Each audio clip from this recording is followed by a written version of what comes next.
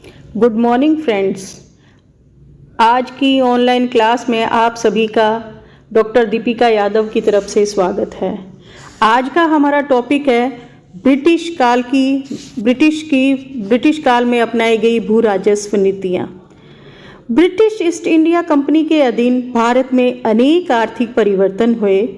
1757 से लेकर 1857 ईस्वी तक लगभग समस्त भारत पर ब्रिटिश साम्राज्य की स्थापना हुई और अंग्रेजों ने भारत पर मुख्य तौर पर 3 भू राजस्व प्रणालियाँ प्रचलित करी, जिनमें से तीनों हैं, पहली है स्थायी बंदोबस्त, दूसरी रैयतवाड़ी, तीसरी महालवाड़ी।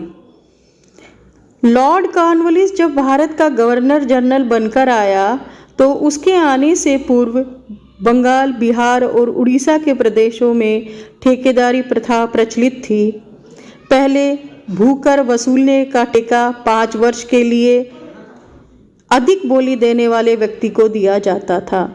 1777 ईस्वी में पंचवर्षीय ठेके के स्थान पर 1 वर्षीय ठेके की स्थापना करी, परंतु ठेकेदारी व्यवस्था ने समाज में अशांति, उपद्रव, कृषकों की दुर्दशा आदि बुराइयां उत्पन्न हो गई। जमींदार या ठेकेदार कृषकों से निश्चित मात्रा से अधिक भू राजस्व वसूला करते थे। वह किसानों पर अत्याचार भी करते थे। अतः लॉर्ड कॉर्नवालिस ने भूकर बोर्ड के अध्यक्ष सर जॉन शॉर और इंग्लैंड के प्रधानमंत्री पिट आदि व्यक्तियों से सलाह लेकर 1793 ईस्वी में 10 वर्ष के स्थायी बंदोबस्त लागू करा, जिसे कि स्थायी बंदोबस्त कहा जाता है। इसकी विशेषताएं निम्न थी। ये जो बंदोबस्त था, इसमें जमींदारों का भूमि पर वंशानुगत अधिकार स्वीकार किया गया और जमींदारों ने सरकार को निश्चित मात्रा में भूमि कर देने का आश्वासन दिया। निश्चित निर्धारित राशि को किसी भी अवस्था में बढ़ाया नहीं जा सकता था। जो अनुमानित राशि प्राप्त होती थी वह उसमें से 89% सरकार को देना होता था और 11% पर जमींदार का अधिकार होता था। यदि जमींदार भू राजस्व देने में असफल रहते तो सरकार को यह अधिकार था कि उनकी भूमि का कुछ भाग बेचकर अपनी रकम वसूल पूरी करें। जमींदारों से पुलिस व न्याय संबंधित अधिकार छीन लिए गए थे और सरकार ने कृषकों और जमींदारों के आपसी संबंधों में हस्तक्षेप करने से इनकार कर दिया था। इस तरह कृषकों की स्थिति थी वो ऐसी हो गई थी जैसे कि वो काश्तकार हों।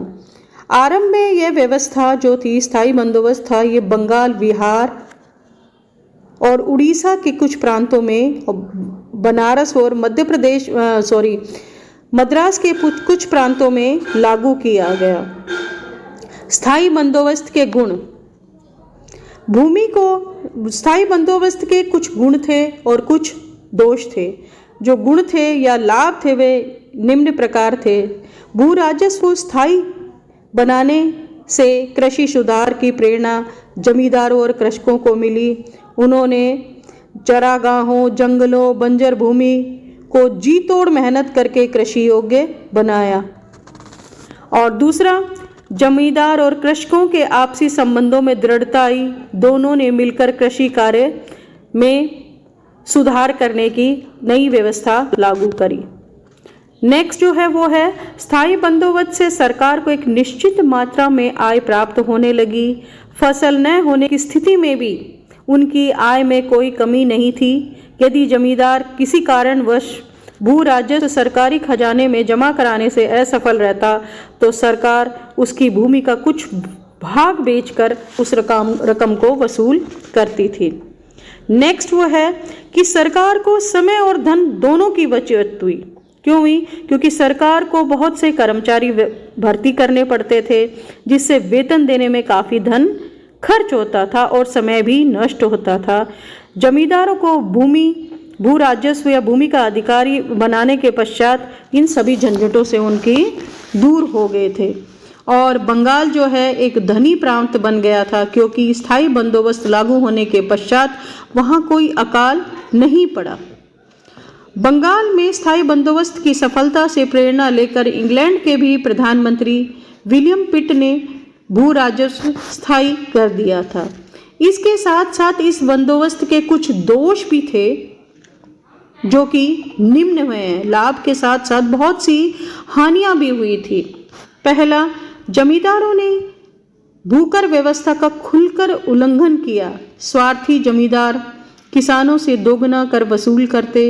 इतना ही नहीं, वे कृषकों से मछोटे नामक कर से के अतिरिक्त अन्य कर भी वसूलते थे।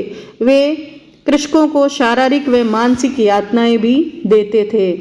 अगला, इस व्यवस्था के कारण जो कृषकों की जो स्थिति थी वो ऐसी हो गई थी जैसे कि वो जमींदारों के दास बन गए हों और उनकी स्थिति अत्यंत दयनीय हो गई थी।